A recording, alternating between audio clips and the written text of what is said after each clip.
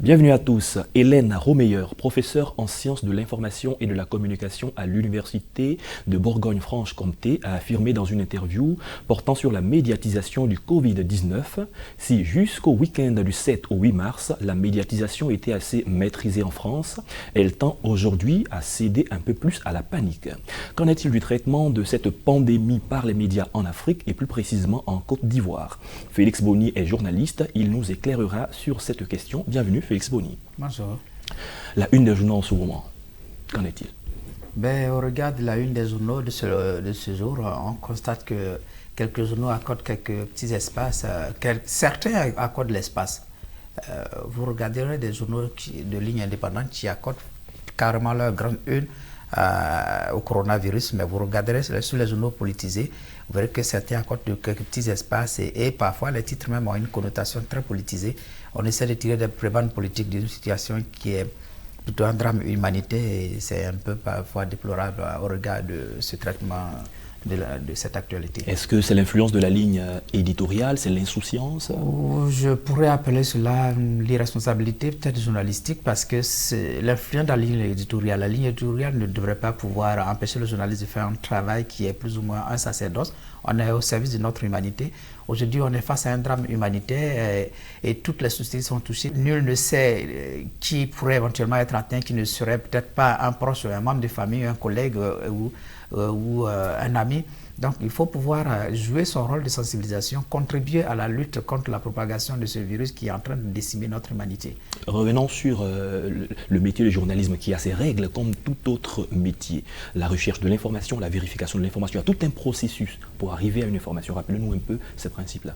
Évidemment, le métier de journalisme répond à toute une déontologie. La recherche de l'information, il faut collecter l'information, il faut la vérifier, la recouper l'information. Et la vérification, il faut aller au moins à 3 sources de vérification d'une information pour qu'elle soit vraie.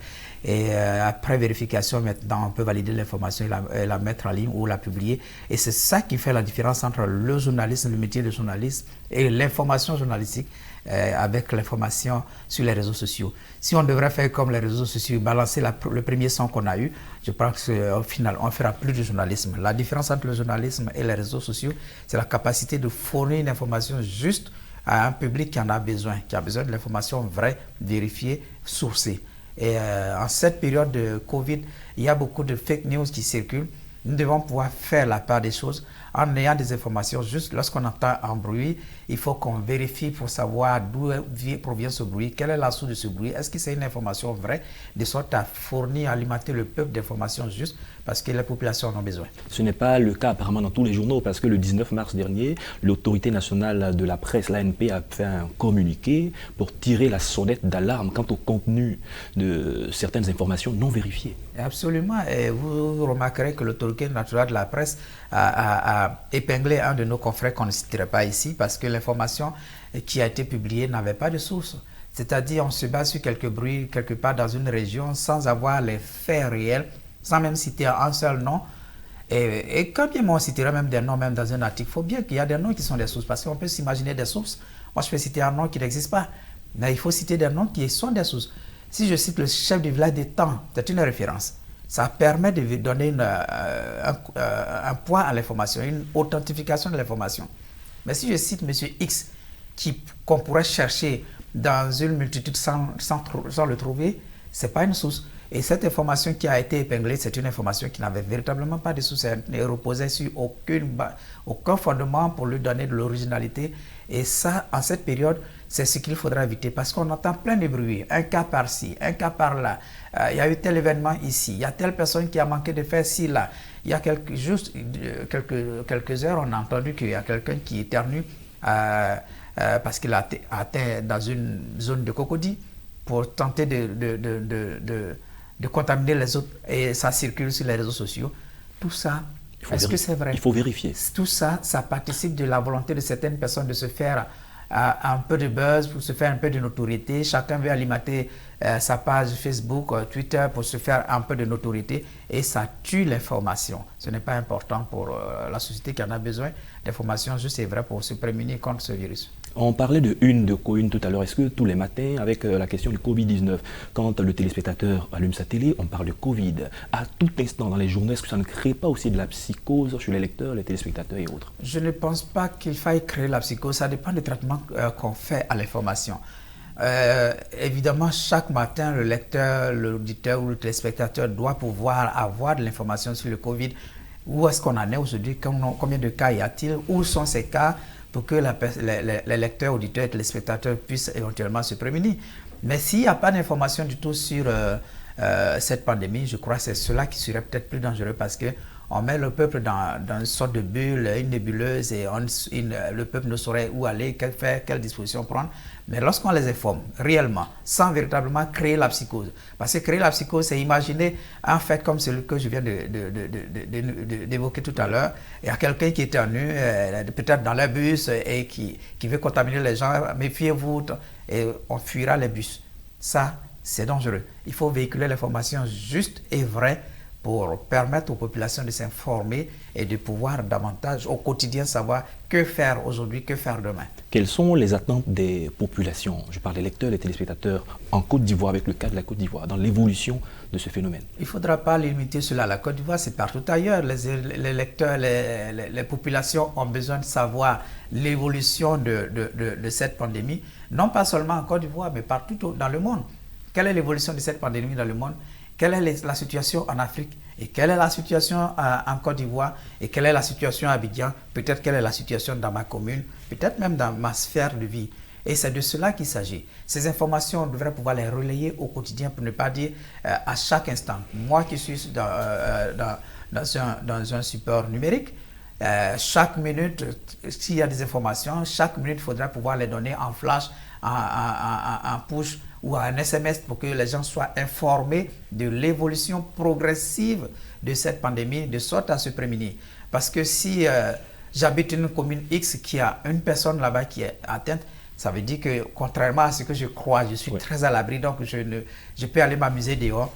Le virus n'est pas trop loin de moi. Hier, lorsqu'il y a eu la cartographie des infections qui a été donnée par rapport aux nouveaux cas qui ont été avérés hier, je crois que ça a dû interpeller beaucoup d'Ivoiriens parce qu'ils ont compris que ce n'est pas seulement à Abidjan, ils ont compris qu'il y a des communes qui ont eu quelques cas. Ça devrait pouvoir attirer l'attention de ces populations qui habitent ces communes, que tout le monde peut être atteint, il faut faire attention. D'accord, nous allons revenir sur la responsabilité des journalistes dans leur ensemble en termes de confédération ou individuellement par rapport à cette lutte dans laquelle nous sommes. Je crois qu'à chaque situation, il faut pouvoir s'adapter. Comme je l'ai dit, j'ai cité tantôt le 11 septembre aux États-Unis. Nous sommes devant un fait qui est un drame humanitaire. Cela devrait interpeller la conscience de chaque journaliste. Je crois qu'on doit changer de paradigme informationnel. C'est-à-dire quoi?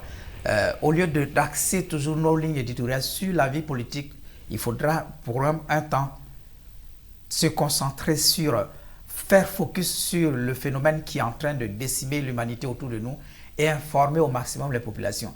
Tous les organes de presse devraient ne serait s'accorder en seconde position de l'intérêt à cette maladie, après avoir peut-être accordé leur grande une, leur page d'ouverture à ce qui relève de leur ligne éditoriale habituelle. Il faudra accorder ne serait-ce que la deuxième position, la deuxième grande une ou la deuxième grande information à ce phénomène.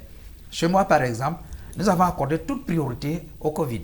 Parce que chez nous, la vie politique de la nation dépendra même de cette pandémie. Si cette pandémie continue pendant encore 4, 5, 6 mois, voyez-vous dans quel contexte nous serons? Est-ce que les élections en Côte d'Ivoire pourront s'organiser d'ici octobre dans un contexte aussi pacifié, je veux dire, un contexte rasséréné? Il n'y aura pas de sérénité. Et je suis persuadé que si on poursuit, on rentre encore dans 6 mois avec cette pandémie, ce n'est même pas évident que peut-être on puisse organiser les élections. Donc ça veut dire qu'il faudrait qu'on mette le paquet sur cette pandémie, de sorte à informer au maximum les populations, à faire barrage à la propagation de cette pandémie. Et cela peut-être va pouvoir permettre de l'endiguer et de permettre aux autres activités éventuellement de se relancer. On va rappeler quelques mesures d'hygiène, quelques mesures dans la lutte contre cette pandémie. Je pense qu'à écouter les praticiens, les techniciens, les experts médicaux, la mesure principale, c'est le lavement des mains, d'autant plus que le virus, disent-ils, se contractent à partir de la respiration, les voies respiratoires. Donc, se laver en permanence les mains, je crois que c'est cela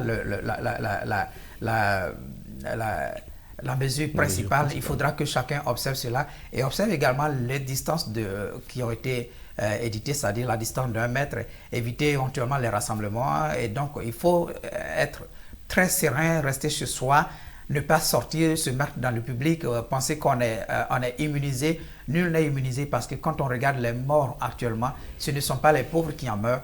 Riches ou pauvres, tout le monde en meurt. Qu'ils aient de l'argent, il ne peut pas s'acheter le remède ou, j'allais dire, un vaccin qui n'existe d'ailleurs pas. Donc, chacun doit pouvoir observer ses règles de distance, se laver en permanence les mains pour éviter de contracter le virus pour soi, mais également pour son entourage. Merci Félix Boni, vous êtes journaliste. Je rappelle qu'avec vous, nous avons parlé de quel traitement de l'information par la presse ivoirienne. Merci d'être venu sur notre plateau. Avec plaisir. C'est la fin de cette émission. Merci à tous de l'avoir suivi. Bonne suite de nos programmes sur Median TV Afrique.